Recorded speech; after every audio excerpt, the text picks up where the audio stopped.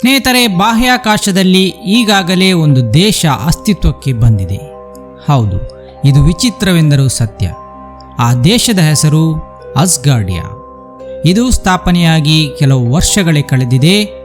2016ರ October 12ರಂದು ಈ ದೇಶ ಅಸ್ತಿತ್ವಕ್ಕೆ ಬಂದಿದೆ. ಈ ದೇಶದ ಸ್ಥಾಪಕನ ಹೆಸರು ಐಗೋರ್ ಆಶುರ್ಬೇಯ್ಲಿ. ಈತನೊಬ್ಬ ಸೈಂಟಿಸ್ಟ್ ಕಮ್ ಬಿಸಿನೆಸ್ ಮ್ಯಾನ್. ಒಬ್ಬ ವ್ಯಕ್ತಿ ಒಂದು ದೇಶವನ್ನು ಅದು ಬಾಹ್ಯಾಕಾಶದಲ್ಲಿ ಸ್ಥಾಪಿಸಲು ಹೇಗೆ ಸಾಧ್ಯವಾಯಿತು ಎಂದು ನೀವು ಕೇಳಬಹುದು. ಈ ಅಸ್ಗಾರ್ಡಿಯಾ ದೇಶವನ್ನು ಆತ ಬಾಹ್ಯಾಕಾಶದವರೆಗೆ ಹೇಗೆ ಕೊಂಡೊಯ್ದ, ಅಲ್ಲಿನ ಜನಸಂಖ್ಯೆ ಎಷ್ಟು ಎಂದೆಲ್ಲ ನೀವು ಆಲೋಚಿಸುತ್ತಿರಬಹುದು. ಹೌದು ಸ್ನೇಹಿತರೆ, ಈ ವಿಚಿತ್ರ ದೇಶ ಹೇಗೆ ಅಸ್ತಿತ್ವಕ್ಕೆ ಬಂತು, ಅದರ ಹಿಂದೆ ಏನೆಲ್ಲ ನಡೆದಿದೆ ಎಂಬ ಬಗ್ಗೆ ಮುಂದೆ ಹೇಳುತ್ತೇವೆ, ಕೇಳಿ.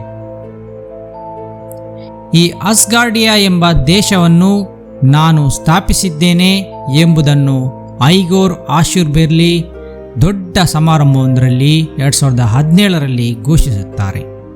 ಹೀಗೆ ಘೋಷಿಸಿದ 40 ಗಂಟೆಗಳಲ್ಲಿ ಪ್ರಪಂಚದ ವಿವಿಧ ದೇಶಗಳ 1,00,000 ಮಂದಿ ಇದರ ಪೌರತ್ವಕ್ಕೆ ಅರ್ಜಿ ಸಲ್ಲಿಸುತ್ತಾರೆ.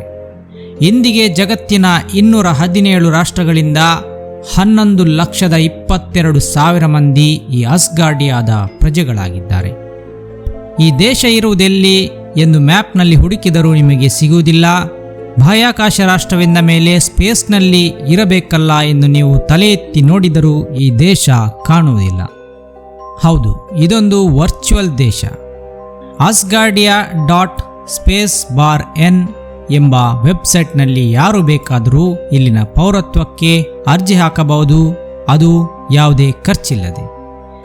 ವರ್ಚುವಲ್ ಆಗಿ ಅಸ್ತಿತ್ವದಲ್ಲಿರುವ ಈ ದೇಶದಲ್ಲಿ ಯಾರೂ ಕೂಡ ನಾಗರಿಕರಾಗಿ ಸೇರಿಕೊಳ್ಳಬಹುದು.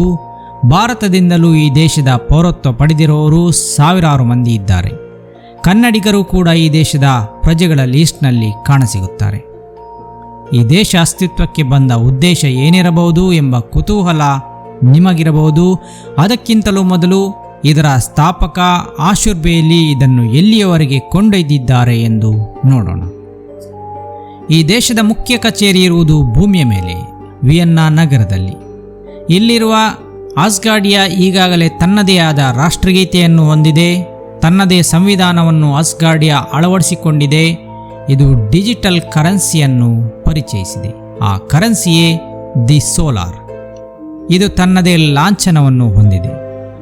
ಇದು ಆಡಳಿತವನ್ನು ನಡೆಸುವ ಸಂಸತ್ತನ್ನು ಕೂಡ ಘೋಷಿಸಿಕೊಂಡಿದೆ. ಇದರಲ್ಲಿ 146 ಮಂದಿ ಸಂಸದರಿದ್ದಾರೆ. ರಾಷ್ಟ್ರದ ಮುಖ್ಯಸ್ಥರನ್ನು ಬಾಹ್ಯಾಕಾಶ ಮಂಡಳಿ ಮತ್ತು ಸಂಸದರು ನಾಮನಿರ್ದೇಶನ ಮಾಡುತ್ತಾರೆ. ಈಗ ಅಧ್ಯಕ್ಷರಾಗಿರುವವರು ಆಶುರ್ಬೇಯ್ಲಿ. ಇವರಿಗೀಗ 61 ವರ್ಷ. ಅಸ್ಗಾರ್ಡಿಯಾ ಸಂವಿಧಾನದ ಪ್ರಕಾರ 82ನೇ ವಯಸ್ಸಿನವರೆಗೂ ಅವರು ಅಧ್ಯಕ್ಷರಾಗಿ ಇರಬಹುದು.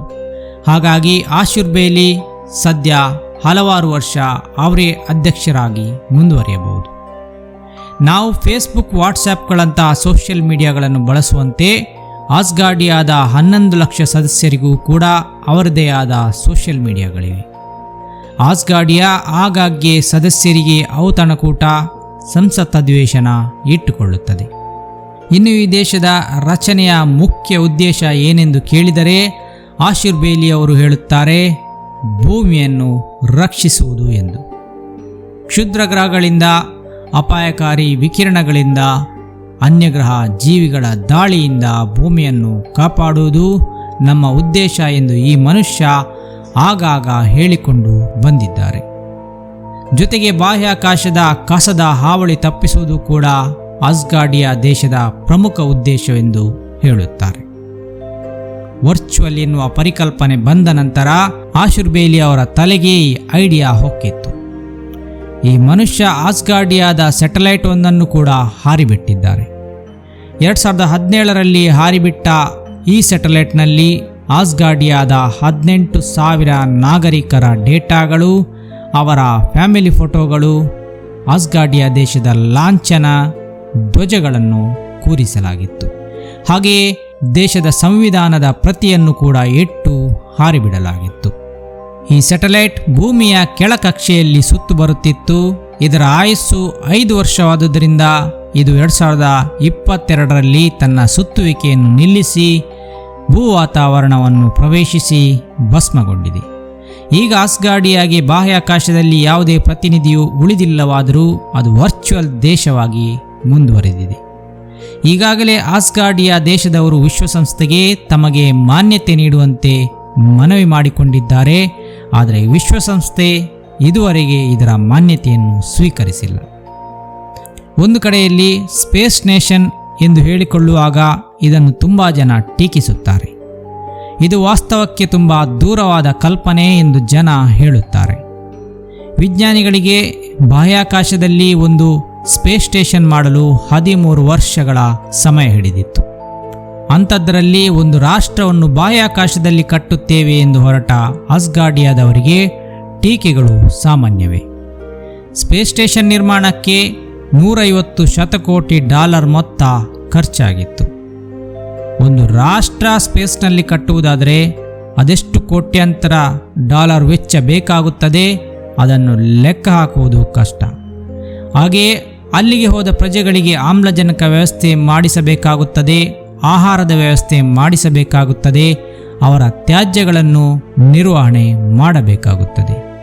ಅಲ್ಲಿಗೆ 11 ಲಕ್ಷವಲ್ಲ 1,000 ಜನರನ್ನು ಕರೆದುಕೊಂಡು ಹೋಗುವುದು ಸಾಧ್ಯವಿಲ್ಲ. ಇದೆಲ್ಲ ಕೇವಲ ಕಲ್ಪನೆಯಲ್ಲಷ್ಟೇ ಉಳಿದುಕೊಳ್ಳುತ್ತದೆ.